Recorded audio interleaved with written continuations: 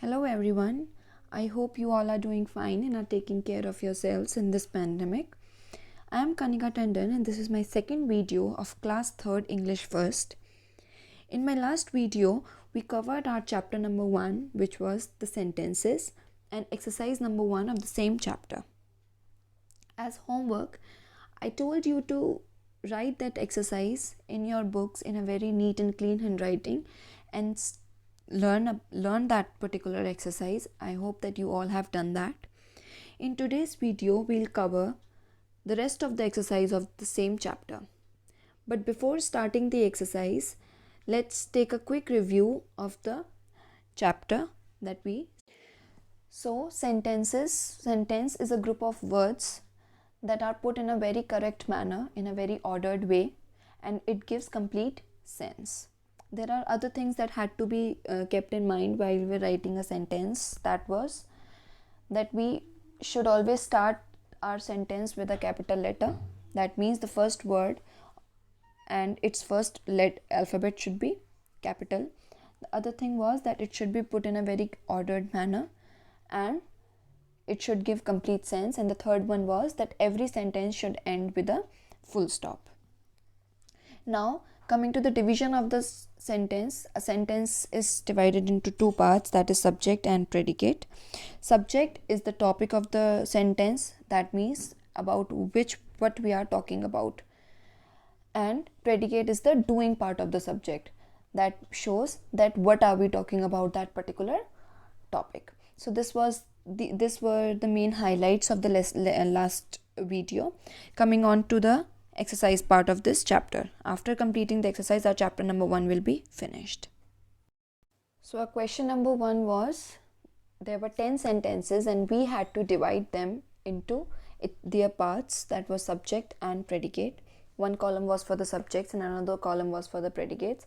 I already gave you that exercise in my last video, and it was a homework for you to write that in your books in a very good and neat and clean handwriting, and I hope that you have already done it.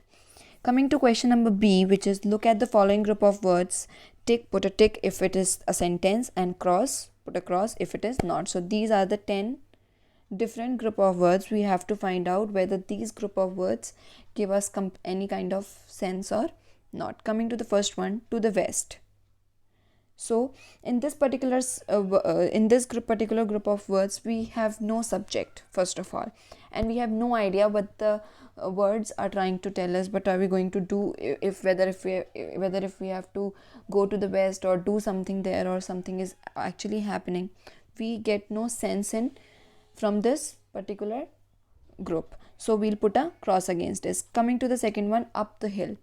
Same is with this group. We have no idea what these words are trying to tell us, so we'll put a cross against it also.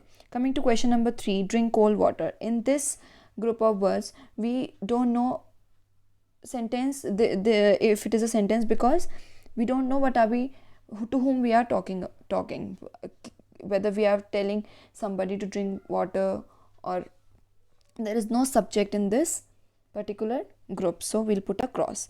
Coming to the fourth one, he sang a song. Subject is he and predicated sang a song, so we'll put a tick against this. Fifth is book is mine. We'll put a cross against it because we don't know about which book we are talking about. Sixth, he was flying a kite. We'll put a tick because it is easy for us to understand that that particular boy was flying a kite. Coming to the seventh one, we traveled to. We'll put a cross against it. We don't know where we are traveling to or where we have traveled to. We don't know the destination. Therefore, we'll not put a tick against it. Children played in the park. We'll put a tick because this group of words give us a complete sense. Ninth, she helps everyone. She is the subject and helps everyone is the predicate. So we'll put a tick against this because it is a complete sense-giving exercise. Sense-giving sentence. Coming to the 10th one, India is my country. This is an absolute sentence, so we'll put a tick against it. Coming to question number C, which is match correct predicates with the given subjects to make complete sentences. What we have to do, we have to match the subject with its predicate according to us. But we have to make sure that whatever we are matching should give a complete sense. So coming to the first one, my father is reading the news. The kite flew high in the sky. Air. Our class went for a picnic. Rahul and I are good friends. She is a nurse. The barber cut my hair. A hungry tiger is a dangerous animal. This book is very interesting. Diwali is the festival of lights. And the last one is the horse and the dog are man's best friend. I hope it is clear to you all. Coming to last second exercise of this chapter, exercise number D. Complete the following sentences by filling in the subject part. This is the easiest exercise of this chapter because we have to complete the sentences by filling the subject part. First is, Dash is confident about her performance. By the use of her in the sentence, it is easy for us to understand that the sentence is talking about a girl. So I have written Sunita here. You can write any name of any girl of your choice. It is not necessary that you should be writing Sunita only because there are n number of girls out there. So you can write any girl's name because this sentence is particularly about a girl. So it can be any girl. Dash is a wild animal. I have written tiger here. You can also write lion or an elephant or any name of any wild animal. Third, Dash has 11 players. So which team has 11 players? That is cricket. Coming to the fourth one, Dash is the national flag of India. So what is the name of our national flag? Just tricolor. So coming to fifth, Dash has a long trunk. There is only one animal that has a trunk, which is elephant. So we cannot write anything else in the subject part. Okay, I hope it is clear. It is very easy to understand. The last exercise of chapter number 1. Look at the pictures and the words and make correct sentences. Remember to use the capital letter and full stop for each sentence. First one is done for you. So there are 3 things that you have to keep it in your mind before doing this exercise. First one is these words are not in an correct order.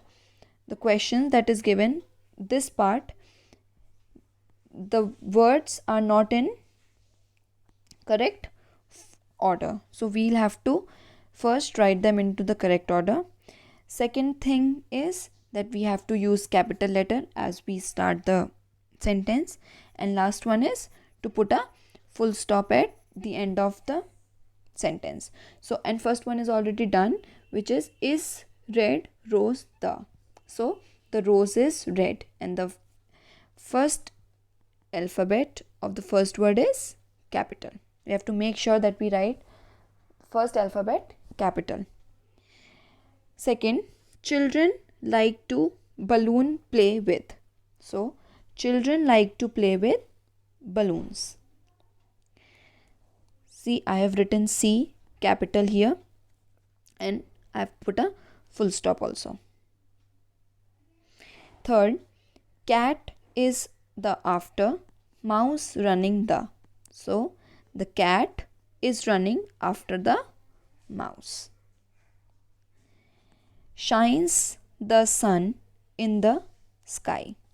Sun shines in the sky. Fifth, swim water in fish. Fish swim in water. Nests their trees in birds build. Birds build their nests in trees. Us wool sheep gives. Sheep gives us wool. 10 have we fingers. We have 10 fingers. As we have completed the last exercise, we have also completed our chapter number 1. As homework, I would like you to complete this exercise in your in your textbooks in a very neat and clean handwriting. Also, learn them by heart. I'll see you all in my next video. You can ask your questions related to today's video in the comment section so that I can take them into consideration in my next video. Till then, take care everyone. Thank you.